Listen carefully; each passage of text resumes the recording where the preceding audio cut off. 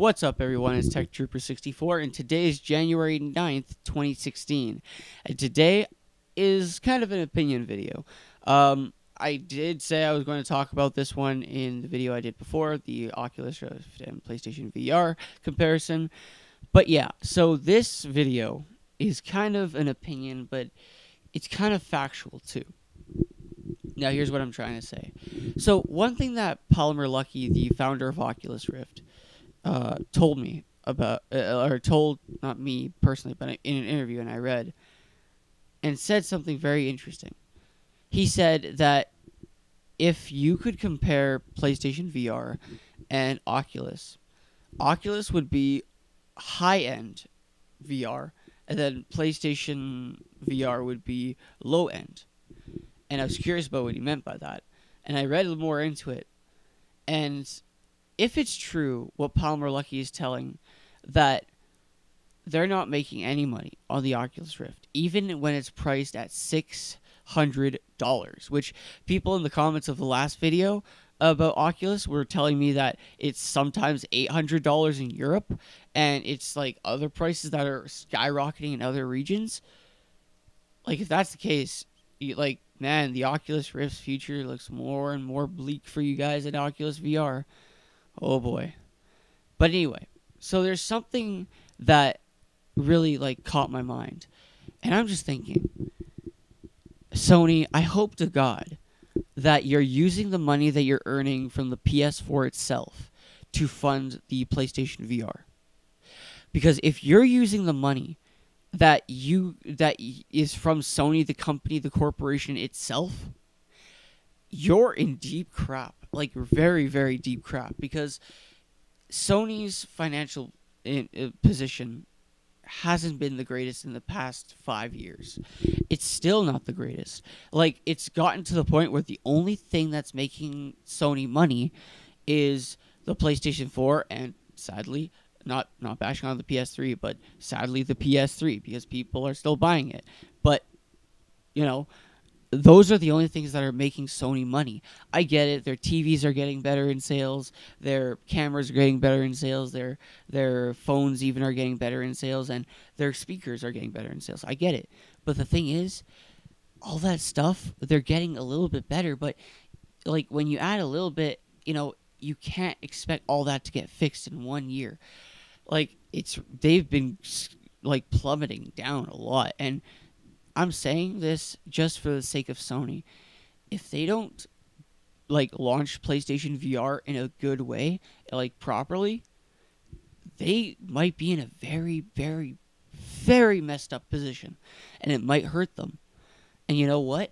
I was thinking about it today. I was thinking, you know what? If Sony is spending so much money and investing so much time in the PlayStation VR, what are they going to do for next gen? I get it. It's still, the 8th generation is still very new, but the 8th generation technically started in 2011, when the 3DS and the PS Vita launched. That's when the 8th gen started, and the Wii U launched in 2012, and then in 2013, Microsoft and Sony made their consoles. That's when it started, and you know what? If we're counting 2011 as the start of the 8th gen, that was 4 years ago. And, I get it. People are so defensive when I say this about the Xbox 360 and the PlayStation 3. But those were rare instances. Even me, I know that the Xbox, the original Xbox, the PS2, and the GameCube got around 4 or 5 years in their life. Except for the PS2, of course, because they had, an undead life. And I get it. That's probably what Sony wants to do with the PS3 as well. But, the PS2 was different. People loved the PS2, and Sony was still willing to support it, but, it was dead as a doorknob when it comes to advancements in technology. It got nothing else for it. Yeah, sure, it got ports for the that came to the PS3, but albeit at very, very dumped and watered down versions. So, you know what? It was just a disaster. The idea of these 7th gen consoles lasting 10 years, or almost 10 years. But to tell you the truth, it kind of corrupted the industry, that whole 10 years thing. And that's why I think that was the problem with the PS4 and Xbox One. why the PS4 and Xbox One kind of failed and they were dead on arrival is because people were hyping up that the PS4 and Xbox One were going to last 10 years like the 360 and the PS3. But what people got to realize is that it's different because, like, people don't realize it, but it takes one whole generation to perfect a resolution. Like, it took the 7th gen just to perfect 720p, okay? And then it took this generation, the 8th gen, to perfect 1080p. That's what these generations are for, right? And what's next gen going to be about? Well, for Nintendo, I think it's going to be about low-end 4K, which means we're going to be getting games that are in native 1080p, but they can be upscaled to 4K. But Sony and Microsoft, they'll probably go for native 4K. You know, the 360 and PS3 problems. It'll be native 4K. However, there will be frame rate issues. There will be issues. Like, it's going to take Sony and Microsoft. It's not just Nintendo that needs to play catch up with resolutions. It's going to take them a whole generation, this whole 8th gen, to nail 1080p right. Because they need to do that before they get to 4K. Or else the whole system is going to crash. Like, do you guys remember when Assassin's Creed Unity launched? That's kind of what I'm saying. If you want your games to run perfectly fine and you don't want every single game to run like Assassin's Creed Unity did, buggy frame rates, bugs all over the place, the PC version was shittier than the console versions. The console versions were already really bad, right? If you don't want those games to end up like that, you have to wait until this generation's over. That's all I can say. Like, I know it sucks that you were expecting the PS4 and the Xbox One to beat PCs at this point, but developers haven't even nailed 1080p yet. We're still having trouble nailing 1080p. And until we nail 1080p, we're never going to step into 4K. And you know what? If Sony and Microsoft do step in native 4K next gen, they're going to have issues. And this is what I'm talking about.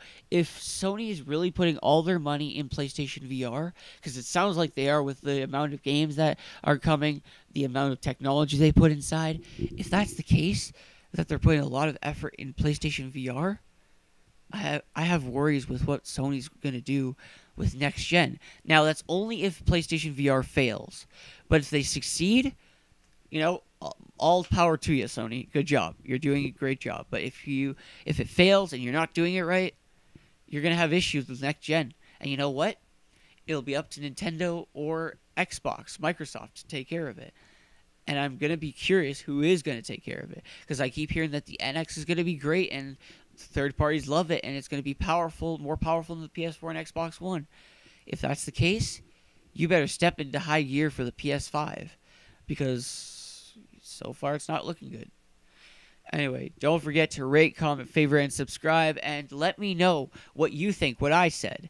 I'm curious. Do you agree with me about the generation of consoles? Do you agree with me with that? And do you agree that Sony should focus on their next-gen console, more on their VR headset?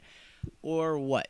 Like, I'm curious what you guys think. Because, I don't know. Like, I'm still pretty new to this whole being a commentator on news in the gaming industry. I'm still new to it, so I want to know, is my opinion sound? Does it make sense, or is it really wacko and I have to change a couple things? Make sure to let me know in the comments down below, and don't forget to subscribe. I'll see you guys next time. Peace.